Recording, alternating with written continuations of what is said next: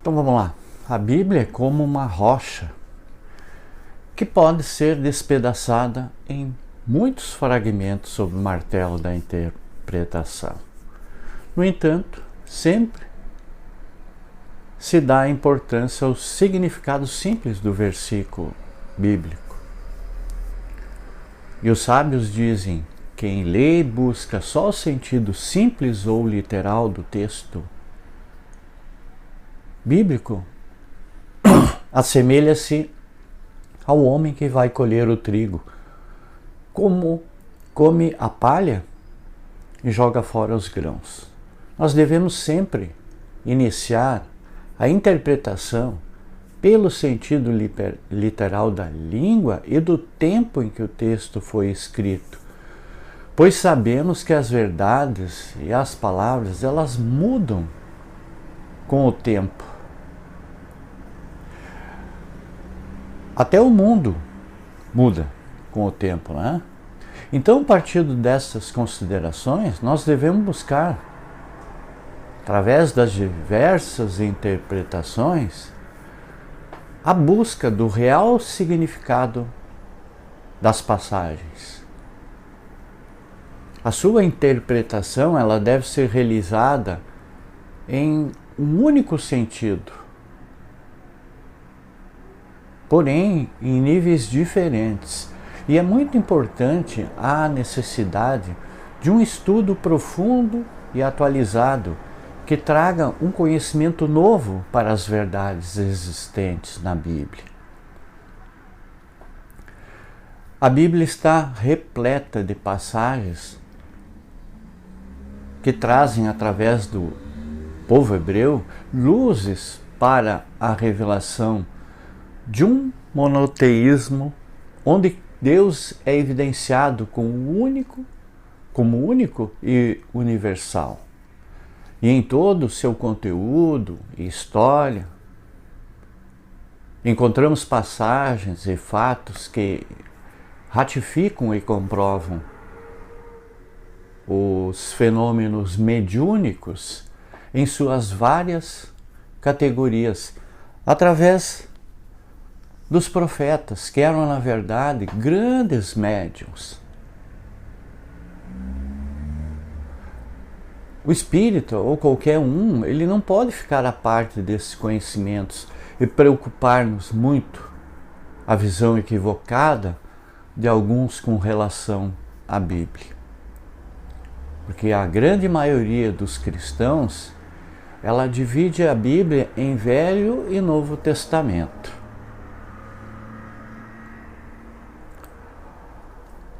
Afirmando que só o Novo Testamento é que tem importância para os estudos, considerando como o Velho Testamento apenas como aspecto histórico.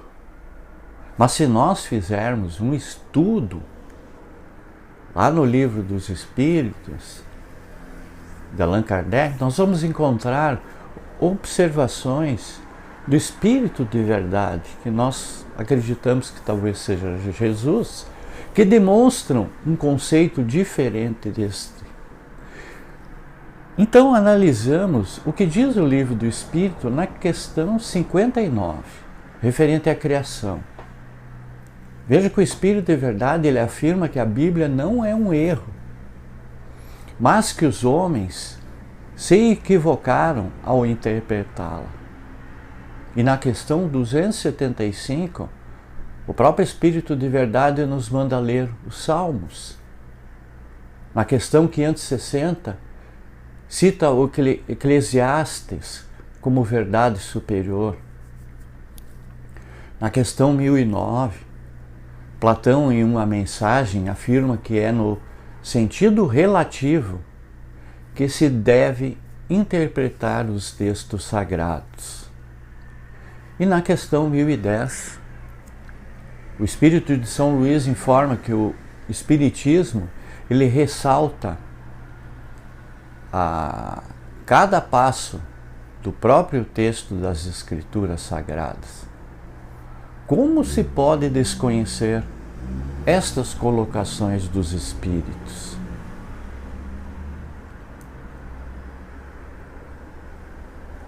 O Novo Testamento, para ratificar a sua autenticidade, ele cita os livros do Velho Testamento, como os Salmos, os Provérbios, os Profetas, além de inúmeras outras passagens. Veja, por exemplo, o Evangelho de Mateus, que foi escrito para os judeus convertidos ao cristianismo. E ele apresenta citações do Antigo Testamento em todos os seus capítulos. E Jesus afirma no Evangelho de Mateus, no capítulo 5, no versículo 17, 18 e também no 19, que ele não veio destruir a Torá, que é a lei, e os profetas, mas ele veio cumprir. E quando ele diz não passará um só iud da Torá sem que tudo seja cumprido. Portanto, Jesus jura fidelidade à Torá, afirmando que tudo que tem nela é importante. Afirma ainda no versículo 19 que ai daquele que altera um só iud da Torá e assim ensina aos meus filhinhos, será chamado o menor no reino dos céus. O Apocalipse de João, ditado pelo Cristo, ele possui 404 versículos, dos quais 278 referem-se ao Antigo Testamento. Será que as pessoas pensam assim com relação ao Antigo Testamento? Se elas estão corretas em seu raciocínio? Vejam que Emmanuel, em seu livro Caminho da Luz, na página 67, que eu recomendo muito que leiam esse livro, faz referência ao judaísmo e ao cristianismo. Nós reproduzimos aqui o texto na íntegra para a sua reflexão. Estudando-se a trajetória do povo israelita, verifica-se que o Antigo Testamento é um repositório de conhecimentos secretos dos iniciados do povo judeu e que somente os grandes mestres deste povo, poderiam interpretá-lo fielmente nas épocas mais remotas. Vejo que eminentes espiritualistas franceses, nesses últimos tempos, procuraram penetrar os seus obscuros segredos e, todavia, aproximando-se da realidade, com referência às interpretações, não lhes foi possível solucionar os vastos problemas que as suas expressões oferecem. Os livros dos profetas israelitas, eles estão saturados de palavras enigmáticas e simbólicas, constituindo um monumento parcialmente decifrado da ciência secreta dos hebreus. Contudo, e não obstante a sua feição esfingética, é no conjunto um poema de eternas claridades. Seus cânticos de amor e de esperança atravessam as eras com o mesmo sabor indestrutível de crença e de beleza. E é por isso que a par do Evangelho está o Velho Testamento, tocando declarões imortais para a visão espiritual de todos os corações.